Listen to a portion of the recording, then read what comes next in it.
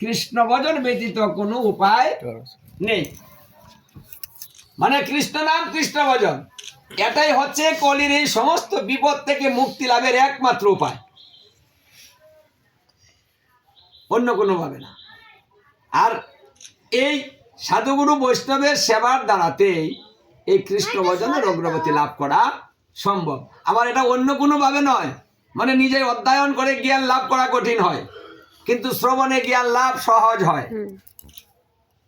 সাধুগুরু বৈষ্ণবের কাছ থেকে কৃপা প্রাপ্ত হলে সহজে পাপ বিনষ্ট হয়, কিন্তু নিজে ভজন করে পাপ বিনষ্ট করলে অনেক সময় লেগে যায়, অতি সহজে হয় না। এই জন্য সাধুগুরু বৈষ্ণব যদি বাড়িতে পদার্পণ করে তাহলে তাকে দর্শন করার সঙ্গে সঙ্গে পাপ দূরীভূত হয়। তাহলে ওটা ভজনের চাইতেও কিন্তু ভালো, গঙ্গার চাইতেও ভালো। কারণ গঙ্গা তো আর বাড়িতে চলে আসে না, হেঁটে হেঁটে আসে না, গঙ্গায় যেতে হবে, স্নান করতে হবে, না হলে ময়মনসিংহ অষ্টমী খোলা যেতে হবে, অষ্টমী স্নানে যেতে হবে, তাই না? হ্যাঁ, বা বাগুনবাড়ি যেতে হবে, মানে কোথাও যেতে হবে কি গঙ্গা স্নান করতে হবে। ওটা প্রতিদিন নয়, ওটা তিথি অনুযায়ী যেতে হবে, অথবা পন্থীতে যেতে হবে। অথচ সাধুগুরু বৈষ্ণব বাড়িতে আসলে দর্শন করার সঙ্গে সঙ্গে বাপ চলে যায়। তাহলে গঙ্গার চাইতেও কিন্তু সাধুগুরু বৈষ্ণবের দর্শনটা বেশি ভালো। অথচ যেটা বেশি ভালো সেটাই আমাদের কাছে ভালো না। গঙ্গা স্থানে কেনা যায় প্রতি বছর? সবাই। হ্যাঁ, সবাই তো না। হ্যাঁ, তোর আগে তো সবাই চলে যায়, ব্রহ্মপুত্র যাবো, তাই না? গঙ্গা স্নান করে আসি। অথচ সাধুগুরু বৈষ্ণব দর্শন করার জন্য কে যায়? কেউ যায় বা একটু বাড়িতে একটু নিমন্ত্রণ করে একটু এনে সাধুগুরু বৈষ্ণব দর্শন করলে টাকা লাগে। হ্যাঁ, তাহলে গঙ্গায় লাগে, সবকিছু তো লাগে। গঙ্গায় গেলেও কিন্তু টাকা, গঙ্গায় গেলে তো কমে হয়ে যায়, 200 টাকা হলিও কিনা জানো না, এটা কি কয় কিনা জানি না। আমার কথা না, সবার কথা কইতেছি। হরে কৃষ্ণ, সাধুগুরু বৈষ্ণবরাও টাকা চায় না। আর যদি কেউ টাকার বিনিময়ে বাড়িতে আসে বা টাকা চেয়ে নেয়, যে আমি তোর বাড়িতে আসলাম, তুই আমাকে টাকা দিলি না, এত অল্প করে দিলি, আমি আর কোনোদিন আসবো না, তাহলে সেই সাধুগুরু বৈষ্ণবের দর্শন করারও দরকার নেই। কারণ গুরুদেব এবং বৈষ্ণবরা লোভী হতে পারবে না, মানে চাওয়াচাওয়ি করতে পারবে না। শিষ্য যা খুশি তাই দিবে, কিন্তু সে কন্ট্যাক্ট করে নিতে পারবে না। হ্যাঁ, যেমন গঙ্গাও চায় না যে আমাকে দাও, কিন্তু গঙ্গাকে কিছু দিতে হয়। স্নান করলে দক্ষিণা দিতে হয়, গুরু গোবিন্দ দর্শন করলে দক্ষিণা দিতে হয়, কিন্তু সেই দক্ষিণাটা মানে নিজের মনে ইচ্ছা মতো হয়, ওটা জোরপূর্বক নয়। তাহলে এই কাজের দ্বারাতে কি হবে? জীবের পাপ বিনষ্ট হবে। এখন এই কাজটা তো যে প্রতিদিন সপ্তাহে করতে হবে তা নয়, বলছে বছরে একবার করো, এটা সহজ কাজ। কারণ তুমি ধর্ম করতে পারো না, তুমি ভগবানের সেবা করো না, প্রতিদিন সেবা হচ্ছে না। এই যে প্রতিদিন সেবা হচ্ছে না, আর যদি বৈষ্ণব বা গুরুদেবকে এনে বাড়িতে একটু আয়োজন করা হয়, সেবাটা হয়, তাহলে আমার এই টাকার অংশ কিছু ভগবানের সেবায় লেগে গেল। সেটা বছরে একবারই হোক, অল্পই হোক, কিন্তু একেবারেই হবে না। তাহলে কি হবে? দীর্ঘমেয়াদী যদি বাড়িতে গুরুদেব না আসে, বৈষ্ণব না আসে, তাহলে সেই বাড়িতে ব্রহ্মদৈত্য, ভূত, পিশাচে বাসা বেঁধে যায়। মানে ওটা আরো বাড়বে, সংসারে অশান্তি বাড়বে। কারণ মনের শান্তিটাই হচ্ছে আমাদের মেন। সেটা যদি বেড়ে যায় তাহলে ধর্ম আরো নষ্ট হয়ে যাবে, মন আরো নষ্ট হয়ে যাবে, আরো ধর্ম থেকে আমি দূরে সরে যাব। তাহলে সহজ কথার মধ্যে আমরা থাকতে পারছি না, কাজটা করতে পারছি না। এর চাইতে সহজ কোনো যুগেও ছিল না, আর কোনো যুগে হবেও না। এটাই শেষ যুগ, যে যুগে আমার মহাপ্রভু এসে সস্তাভাবে ধর্মটা ধরিয়ে দিলেন। মোর নাম যথাতথা লয়, স্থান কাল পাত্র নয়, সর্বসিদ্ধি হয়। মানে এর চাইতে কোনো সহজ কথা হতে পারে না। যে যথা তথা নাম নিলে সর্বসিদ্ধি হয়ে যাবে। যে শুয়ে থাকলেও, হাঁটলেও, টয়লেটে গেলেও, মানে সর্বক্ষেত্রে নামের ক্রিয়া হবে। তাহলে আর কি সহজ চাই? মানে আমরা তো আলসাজীব, কঠিন ধর্ম আমরা করব না।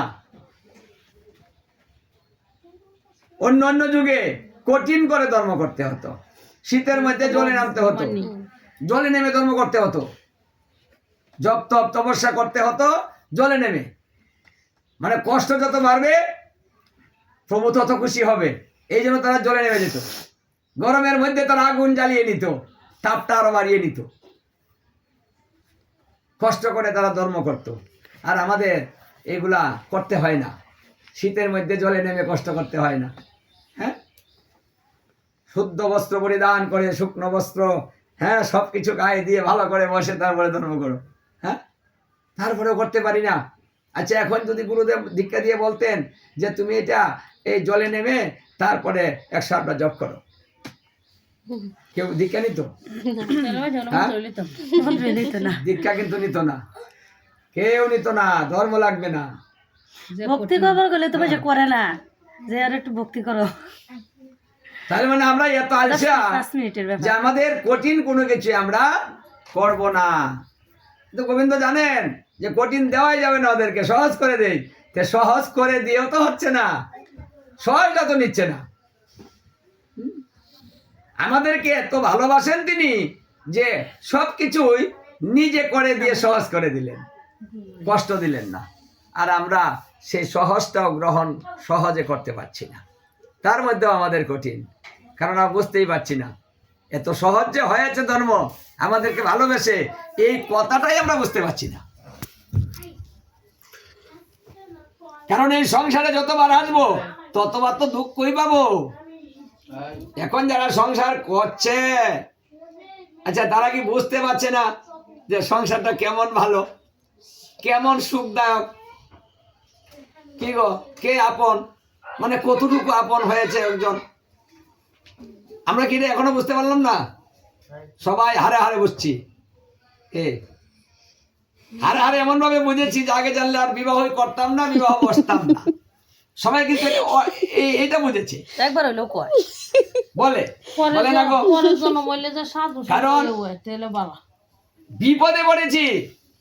এখন আমরা সেটা হস নেই, এই বিপদ থেকে কি করে মুক্তি লাভ করব? সবাই কিন্তু এখন মুক্তি চাচ্ছি, আর ভাল লাগে না সংসার। মাঝে মাঝে মনে হয় মরে গেলে বেঁচে যাব, আর ভাল লাগে না, তাই না? কিন্তু শাস্ত্রে বলছে মরে গেলে বাঁচা নেই, মানে মরলেও বাঁচবে না। যদি কাজ না করে মরা হয় জ্বালা আরো বেড়ে যায়। এই জন্য মরার জন্য পাগল না হয়ে ভজনের জন্য পাগল হতে হবে, মরলে হবে না, মরলে আরো বাড়বে। কারণ মানুষ যে ভাব নিয়ে মরবে, যে চিন্তা নিয়ে মরবে, সেই ভাব আর চিন্তা নিয়ে আবার জন্মগ্রহণ করবে। তাহলে মুক্তি হলো কি করে, বাঁচলাম কি করে, আরো তো মরে গেলাম। আবার জন্ম হবে, আবার সংসার হবে। বলছে যে চিন্তা নিয়ে মরবে সেই চিন্তা দ্বিগুণ হয়ে আবার জন্ম নিবে।